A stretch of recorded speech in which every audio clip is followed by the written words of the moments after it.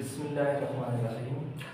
बच्चों, आज हम डिस्कस कर रहे हैं फर्स्ट ईयर की फिज़िक्स की बुक और टॉपिक है हमारा एस्केप वेलोसिटी। एस्केप वेलोसिटी को समझने से पहले एक छोटी सी बात आप समझ जाएं तो फिर आपको अच्छे तरीके से एस्केप वेलोसिटी की समझ आ जाएगी। देखें, हम सब फील्ड के बारे में तो जानते हैं। जिस तरह अगर हमारे पास अर्थ है, उसकी एक फील्ड होती है जिसे हम बोलते हैं ग्रेविटेशनल फील्ड। इसी तरह आपने मुख्तलिफ फील्ड्स और भी पढ़ी हुई हैं। जिस तरह अगर हम बोलते हैं हमारे पास अगर एक चार्ज है, उसके अराउंड भी एक फील्ड होती है जिसको हम उसकी इलेक्ट्रिक फील्ड बोलते हैं। और फिर अगर हम एक मैग्नेट की बात करें तो मैग्नेट के इर्द गिर्द भी एक फील्ड होती है जिसको हम मैग्नेटिक फील्ड बोलते हैं। और हमें पता ही है वो रीजन होता है एक उस ऑब्जेक्ट के इर्द गिर्द। अगर अर्थ की बात करें तो अर्थ के अराउंड एक ऐसा रीजन होगा जहाँ पे कोई भी बॉडी अगर होगी तो उस पर फोर्स एक्सर्ट करेगी। कोई भी दूसरा ऑब्जेक्ट अगर उस फील्ड में मौजूद है तो वो अपने ऊपर एक फोर्स को एक्सर्ट करेगा। तो जब तक उसके ऊपर फोर्स एक्ट कर रही है, इस बात का मतलब है कि वो उस फील्ड में मौजूद है। चाहे वो चार्ज की बात होगी, चाहे वो मैग्नेट की बात होगी, या चाहे वो फिर हम अर्थ की बात कर लेते हैं। अगर हम अर्थ को स्पेसिफिकली डिस्कस करें तो हमें पता है कि अर्थ की जो फील्ड होती है वो होती है ग्रेविटेशनल फील्ड। और जब अगर हम ये बात बोलें कि अगर हम कभी भी इस अर्थ की ग्रेविटेशनल फील्ड से बाहर निकल सकते हैं, ये क्वेश्चन आपके माइंड में कभी आए कि ये जो अर्थ है उसके अराउंड जो एक फील्ड है, अगर हम ये चाहें कि हम इस फील्ड में से बाहर निकल जाएं। देखें बच्चों, हम इस फील्ड में मौजूद हैं। ये पूरी की पूरी दुनिया जिसको आप देख रहे हो, हर एक ऑब्जेक्ट इस दुनिया के अंदर जिस जिस चीज को आप ऑब्जर्व कर रहे हो, जिस जिस चीज को आप देख रहे हो, ये सारी अर्थ की ग्रेविटेशनल फील्ड में मौजूद हैं। इसी वजह से ही तो हम सब अर्थ की सरफेस पे मौजूद हैं। हम अर्थ की ग्रेविटेशनल फील्ड में मौजूद हैं, जिस वजह से जो अर्थ की जो ग्रेविटी की फोर्स है वो हमारे ऊपर एक्सर्ट कर रही है और हम अट्रैक्ट होके अर्थ की सरफेस पे मौजूद हैं। अगर ये फील्ड जो अर्थ की जो ग्रेविटेशनल फील्ड है, इसमें जो मौजूद फोर्स है, वो अगर हमारे ऊपर न लग रही होती तो हम तो यहाँ पे फिर जमीन के साथ अट्रैक्ट होकर खड़े हुए ना होते। आप जिस चीज को भी देख लें वो अर्थ की सरफेस के ऊपर मौजूद है। इस बात का क्या मतलब हुआ? इस बात का ये मतलब है कि हम सब अर्थ की ग्रेविटेशनल फील्ड में मौजूद हैं। और क्या ये पॉसिबल हो सकता है कि हम कोई भी ऑब्जेक्ट हो उसको अर्थ की ग्रेविटेशनल फील्ड में से बाहर ले जाए? जी, उस वक्त ये पॉसिबल होगा जब हम किसी भी ऑब्जेक्ट को वो वेलोसिटी दें जिस वेलोसिटी के साथ वो अर्थ की ग्रेविटेशनल फील्ड से बाहर निकल जाए और एक ऐसे पॉइंट पे पहुंच जाए जहां पे अर्थ की ग्रेविटी की फील्ड एग्जिस्ट ना कर रही हो। तब उस ऑब्जेक्ट के ऊपर कोई फोर्स एक्ट नहीं करेगी और वो ऑब्जेक्ट वापस कभी भी अर्थ की तरफ अट्रैक्ट नहीं होगा। तो उस पॉइंट के ऊपर, उस पॉइंट तक लेके जाने के लिए किसी भी ऑब्जेक्ट को इंफिनिटी के ऊपर अर्थ की ग्रेविटेशनल फील्ड से बाहर ले जाने के लिए जो इनिशियल वेलोसिटी उस ऑब्जेक्ट को दी जाती है, वो वेलोसिटी हमारे पास होती है एस्केप वेलोसिटी। बच्चों, जो हमारा आज का टॉपिक है एस्केप वेलोसिटी, इसको हमने समझना है। बहुत इजी है और बहुत सिंपल है, कुछ भी इसमें मुश्किल नहीं है। सिर्फ आपने वेलोसिटी की बात करनी है। कौन सी वेलोसिटी होती है? Escape velocity. ये वेलोसिटी कौन सी होती है? एस्केप का मतलब ये होता है बाहर निकलना। मतलब वो वेलोसिटी जो ऑब्जेक्ट को बाहर निकाल के लेके चली जाए। कहां से बाहर निकाल के लेके चली जाए? अर्थ की ग्रेविटेशनल फील्ड से बाहर ले जाए। आप किसी भी ऑब्जेक्ट को, सपोज मेरे पास एक मार्कर है, मैं चाहता हूं कि ये अर्थ की ग्रेविटेशनल फील्ड से बाहर निकल जाए। क्या ये पॉसिबल है? मैं जब भी इसे ऊपर फेंकूंगा ये वापस नीचे आ जाएगा। इसका ये मतलब होगा कि ये अब तक अर्थ की ग्रेविटेशनल फील्ड में मौजूद है। जब ये ग्रेविटेशनल फील्ड में से बाहर निकल जाएगा, इसने वापस नहीं आना, फिर इसके ऊपर कोई फोर्स एक्सर्ट नहीं करेगी। मैं इसे जितना मर्जी ऊपर फेंकूं ये बार बार वापस नीचे आएगा ना। मैं इसे थोड़ा सा ऊपर फेंकता हूं, ये थोड़ा सा नीचे आहिस्ता से वापस फिर से आ जाएगा। थोड़ा सा और ऊपर फेंकता हूं मैं इसे ज्यादा फोर्स लगा के, ये फिर नीचे वापस आ जाएगा। जैसे जैसे मैं अपनी फोर्स को इंक्रीज करूंगा, फोर्स इंक्रीज करने का मतलब वेलोसिटी, जो मैं इसको वेलोसिटी दे के भेजूंगा, अगर मैं इस मार्कर को ज्यादा वेलोसिटी के साथ ऊपर फेंकूंगा तो ये काफी दूर से वापस आएगा। और आप अपनी वेलोसिटी को बढ़ाते जाएं और इतनी ज्यादा इंक्रीज कर लें वेलोसिटी के अंदर कि ये ऊपर मूव करते करते करते करते एक ऐसे पॉइंट पे पहुंच जाए कि ये अर्थ की ग्रेविटेशनल फील्ड से ही बाहर निकल जाए, तो ये कभी भी मार्कर हमारे पास वापस नहीं आएगा। तो जिस वेलोसिटी के साथ ये मार्कर कोई भी ऑब्जेक्ट अर्थ की ग्रेविटेशनल फील्ड में से बाहर निकल जाएगा और वो वेलोसिटी हमारे पास होगी एस्केप वेलोसिटी। जी बच्चों, तो अब हम एस्केप वेलोसिटी को इस तरह से बोलते हैं कि अगर हम यहाँ पे आप देखें बोर्ड के ऊपर ये मैंने डायग्राम भी बनाई है, सबसे पहले यहाँ पे मैंने इसकी डेफिनेशन भी लिखी है, तो इस डेफिनेशन को देख लेते हैं। The initial velocity of an object with which it goes out of the earth's gravitational field is known as escape velocity। वो इनिशियल वेलोसिटी देखें, इनिशियल वेलोसिटी है ना, आप इस ऑब्जेक्ट को वेलोसिटी देके भेजोगे, इतना ऊपर आपने इसको फोर्स लगा के वेलोसिटी लगा के भेजना है कि ये वापस नीचे ना आ सके, मतलब ये अर्थ की ग्रेविटेशनल फील्ड से निकल जाए। तो वो वेलोसिटी जिस वेलोसिटी से आप इसे थ्रो करोगे वो वेलोसिटी हमारे पास एस्केप वेलोसिटी होगी। The initial velocity of an object with which it goes out of the earth's gravitational field is known as escape velocity। अच्छा, ये बात याद रखें बच्चों कि ये कोई बहुत थोड़ी सी वेलोसिटी नहीं होती कि आप इजीली किसी भी ऑब्जेक्ट को इतनी वेलोसिटी दें और वो अर्थ की ग्रेविटेशनल फील्ड से निकल जाए। आप चाहे खुद जितना मर्जी वेलोसिटी को बढ़ाएं, अपने हाथ से जितनी मर्जी फोर्स लगा के भेजें, चाहे कितना ही ऊपर आप किसी भी चीज को थ्रो कर लें, उसने वापस नीचे आना ही है, क्योंकि आप उसे वो वेलोसिटी नहीं दे सकते हो जो कि रिक्वायरमेंट है एस्केप वेलोसिटी की। एस्केप वेलोसिटी कितनी होती है, ये कितनी होनी चाहिए जिस वेलोसिटी के साथ कोई भी ऑब्जेक्ट अर्थ की ग्रेविटेशनल फील्ड से बाहर निकल जाए, इसको होना चाहिए 11.2 किलोमीटर पर सेकंड। एक सेकंड में एक ऑब्जेक्ट जो मूव कर रहा है, एक सेकंड में 11.2 किलोमीटर मूव करता हुआ जाए, इतनी ज्यादा स्पीड के साथ, इतनी ज्यादा वेलोसिटी के साथ वो मूव करता हुआ जाए, तब जाके वो अर्थ की ग्रेविटेशनल फील्ड से बाहर निकलेगा। उसकी जो वैल्यू होती है एस्केप वेलोसिटी की, ये भी आप जुबान याद रखें, ऑब्जेक्टिव के लिए आपके पास पूछी जा सकती है और आपको वैसे भी याद होनी चाहिए कि जो एस्केप वेलोसिटी होती है कांस्टेंट वैल्यू आपको पता होनी चाहिए कितनी होती है, जो आप दे के किसी भी ऑब्जेक्ट को अर्थ की ग्रेविटेशनल फील्ड से बाहर लेके जाते हो, ये होती है 11.2 किलोमीटर पर सेकंड। 11.2 × 10⁻³ मीटर पर सेकंड। जिस तरह से भी आप इसकी वैल्यू को लिख लें। अच्छा, यहाँ पे अब आप देखें एक डायग्राम मैंने यहाँ पे बनाई है, आपको मैं शो करवा रहा हूँ कि एक अर्थ है हमारे पास, सबसे पहले नीचे ये अर्थ की सरफेस है, ऊपर मैंने लिखा, और एक बॉडी को हमने अर्थ की सरफेस के ऊपर छोड़ा हुआ है, और ये ऊपर मैंने सर्कुलर जो लाइंस ड्रॉ की हैं, ये सारी की सारी ग्रेविटेशनल फील्ड को रिप्रेजेंट कर रही है। मतलब हम अर्थ के ऊपर एक ऑब्जेक्ट को छोड़ते हैं और ये ऊपर जितनी भी लाइंस हैं, ये सारी की सारी अर्थ की ग्रेविटेशनल फील्ड है। तो इसका मतलब ये हुआ हमारी जो बॉडी है अर्थ की ग्रेविटेशनल फील्ड में मौजूद है, जितना मर्जी हम इसे ऊपर लेके चलते जाए ये अर्थ की ग्रेविटेशनल फील्ड में मौजूद रहेगी। लेकिन आखिर एक ऐसा पॉइंट आए कि हम इस बॉडी को ये वेलोसिटी दे दें, इस ऑब्जेक्ट को 11.2 किलोमीटर पर सेकंड की वेलोसिटी दे दें, तो ये जो ऑब्जेक्ट है, ये जो बॉडी है, ये इतना ऊपर चली जाएगी कि अर्थ की ग्रेविटेशनल फील्ड से निकल जाएगी, और जिस पॉइंट पे ये पहुंचेगी फिर उस पॉइंट को हम इन्फिनिटी बोलते हैं।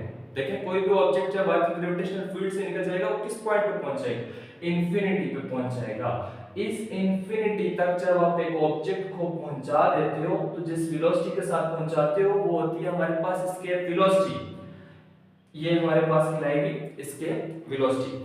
अच्छा, ये बिल्कुल सिंपल सा एक हमारे पास कॉन्सेप्ट है एस्केप वेलोसिटी का, इसको आपने याद रखना है और इसकी आपने थोड़ी सी डेफिनेशन लिखनी होती है। अगर हमारे पास एग्जाम्स के अंदर ये क्वेश्चन आ जाता है, शॉर्ट आता होता है मोस्टली, आप इसकी डेफिनेशन लिखेंगे और उसके बाद यहाँ पे हम अभी डेरिवेशन करते हैं इसकी, हम ये प्रूव करके लाएंगे कि ये एस्केप वेलोसिटी का एक तो जनरल रिलेशन क्या होता है और उसकी जो वैल्यू आती है 11.2 किलोमीटर पर सेकंड, ये कैसे प्रूफ होकर आती है, इसको हमने अभी प्रूव करना है। तो उसकी डेरिवेशन को हम अभी स्टार्ट कर रहे हैं। तो आपके पास अगर पेपर में क्वेश्चन आ जाता है सिंपल, आपने इस एस्केप वेलोसिटी की एक तो डेफिनेशन लिखनी होगी जो मैंने यहाँ पे सामने लिख ली है, जैसे आपके नोट्स में मौजूद होगा टॉपिक, और फिर आपने इसकी डेरिवेशन कर लेनी है। कॉन्सेप्ट्स आप लोग यहाँ पे सीख लें मुझसे और बाकी आपके लिए सारा टॉपिक बहुत इजी हो जाएगा। अच्छा, अब हम इसकी डेरिवेशन को स्टार्ट करते हैं।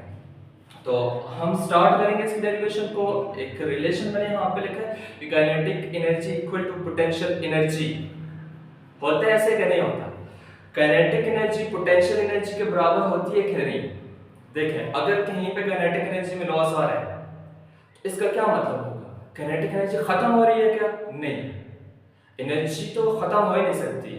Law of conservation of energy कहते हैं energy can neither created not destroyed but it can be changed one form into another form, के वो एक फॉर्म से दूसरी फॉर्म में चेंज हो जाएगी, खत्म नहीं हो सकती। अगर कहीं पे भी काइनेटिक एनर्जी का लॉस आ रहा है तो इसका मतलब ये होगा कि पोटेंशियल एनर्जी में गेन आ रहा है। एक एनर्जी में जितना चेंज आएगा दूसरी एनर्जी में उतना इंक्रीज में चेंज आएगा, एक एनर्जी में जितना डिक्रीज में चेंज आएगा उससे बनने वाली जो सेकेंड एनर्जी होगी उसमें उतना इंक्रीज में चेंज आएगा। चेंज दोनों में बराबर होगा। इस वजह से हम बोलते हैं कि काइनेटिक एनर्जी किसके बराबर होगी? पोटेंशियल एनर्जी के बराबर होगी। सपोज अगर हमारे पास यहाँ पे एक मार्कर पड़ा हुआ है और इस मार्कर को मैं ऊपर की तरफ लेके जा रहा हूँ और इसको मैंने अर्थ की ग्रेविटेशनल फील्ड में से बाहर निकाला, इसको मैं वेलोसिटी दूंगा। इसके वेलोसिटी के साथ जब ये ऊपर की तरफ मूव करता हुआ जाएगा तो अर्थ की ग्रेविटेशनल फील्ड से निकल जाएगा ना। तो क्या होगा, जब ये मूव करते करते ऊपर जाएगा तो ऊपर जब कोई भी ऑब्जेक्ट मूव करते हुए जा रहा होता है तो उसकी पोटेंशियल एनर्जी इंक्रीज हो रही होती है। तो उस वक्त इस मार्कर की काइनेटिक एनर्जी डिक्रीज हो रही होगी। तो जो चेंज काइनेटिक एनर्जी के अंदर डिक्रीज में आएगा पोटेंशियल एनर्जी के अंदर इंक्रीज में आएगा।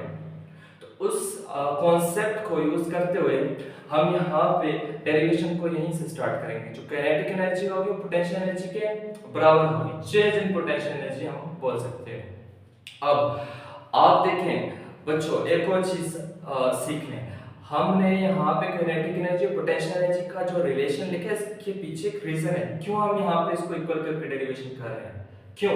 हम एक ऑब्जेक्ट को अगर ये चाहते हैं कि अर्थ की ग्रेविटेशनल फील्ड में से बाहर निकल जाए तो कैसे निकलेगा?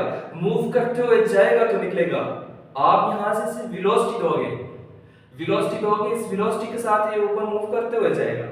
तो जब ये मूव करते हुए इतना ऊपर चला जाएगा अर्थ की ग्रेविटेशनल फील्ड से निकल जाएगा, वो वेलोसिटी हमारे पास एस्केप वेलोसिटी होगी। तो वो वेलोसिटी हमें कहाँ से मिलेगी?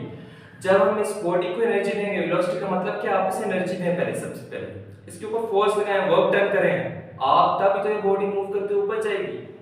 जो आप इसे एनर्जी दोगे तो जब ये मूव करता हुआ ऊपर जाएगा तो ड्यूरिंग मोशन जो ऑब्जेक्ट की एनर्जी होती है वो हमारे पास काइनेटिक एनर्जी होती है। तो लाजमी बात है, आप किसी भी ऑब्जेक्ट को अगर अर्थ की ग्रेविटेशनल फील्ड से बाहर निकालोगे ऊपर की तरफ जब मूव करता हुआ जाएगा तो इसके पास एक वेलोसिटी होगी ना। तो वेलोसिटी ही हम देंगे तो वही तो इसके पास वेलोसिटी होगी। एस्केप वेलोसिटी की तो हम बात कर रहे हैं, हमने इसे देनी ही वेलोसिटी है, ठीक है। तो ये वेलोसिटी के साथ मूव करता हुआ ऊपर जाएगा और जब कोई भी ऑब्जेक्ट मूव कर रहा हो उस वक्त उसके पास होती है काइनेटिक एनर्जी।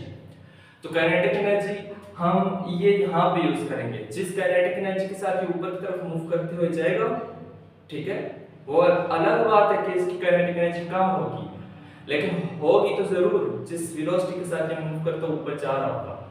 और उस वक्त इसकी पोटेंशियल एनर्जी में इंक्रीज भी आ रहा होता है। अब हम यहाँ पे इस तरह से बोल देते हैं कि जो हमारे पास काइनेटिक एनर्जी होगी वो होगी हाफ mv²।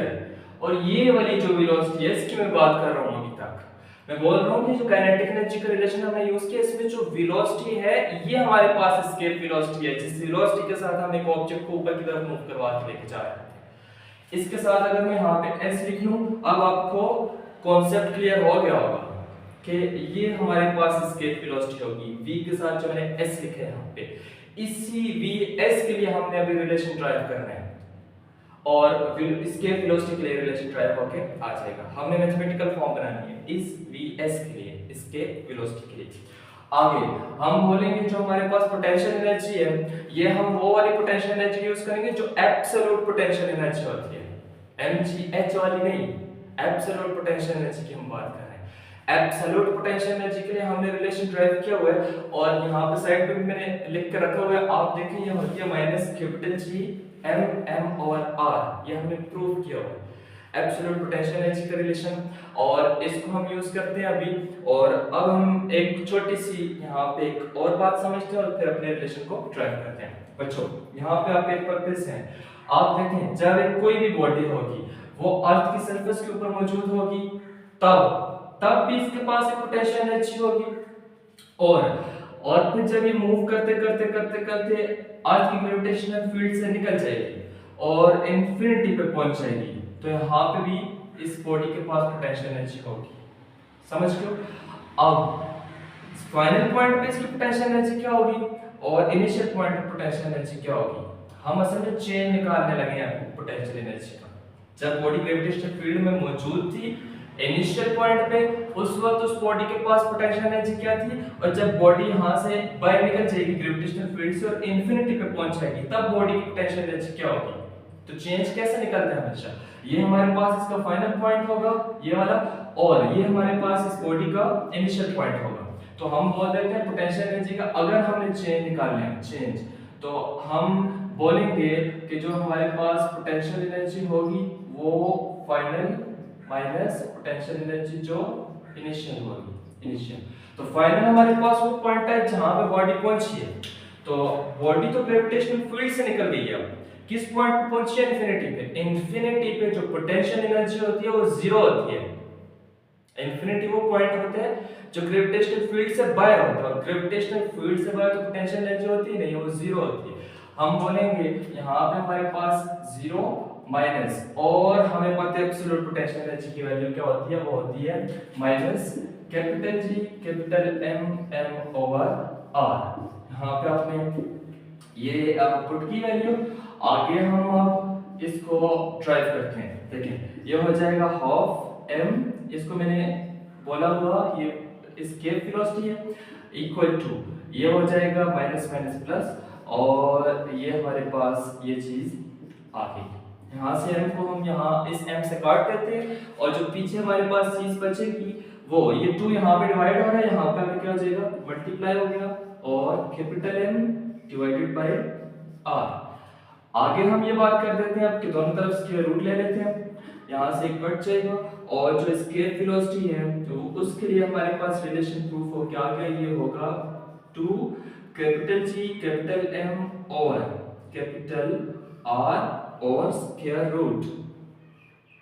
ये हमारे पास रिलेशन बन के आ गया स्केप वेलोसिटी के लिए।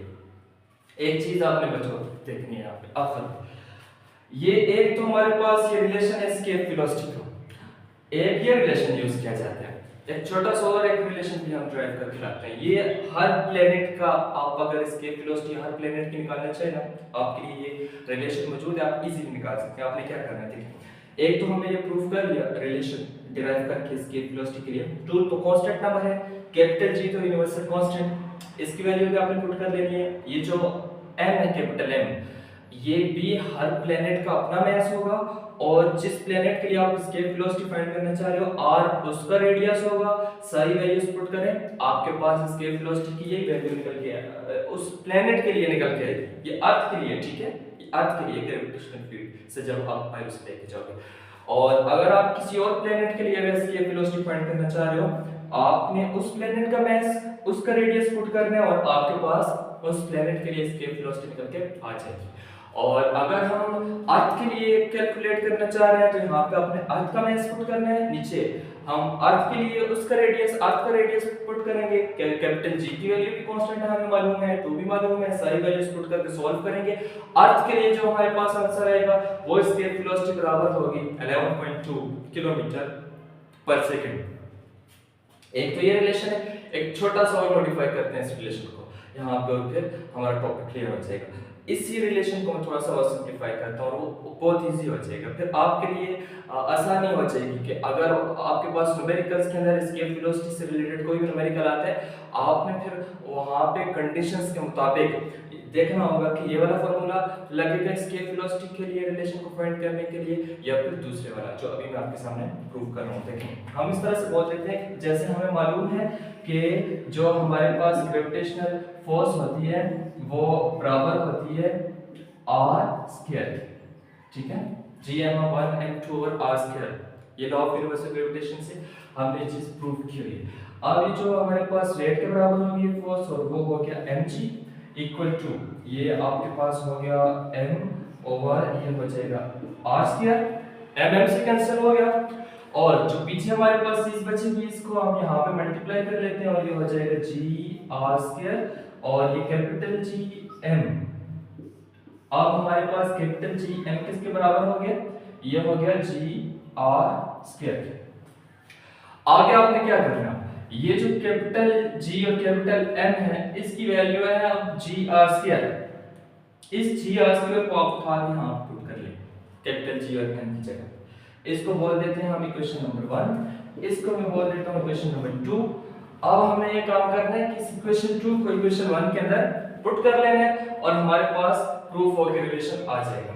इसको मैं यहाँ पे साइड पे कर लेता हूँ इस जगह पर, ठीक है। आपने ये चीज एक पैटर्न को देखना है, ठीक है। यहाँ से हम आगे यहाँ पे चले, अब इसके बाद आगे यहाँ पे कर रहे हैं।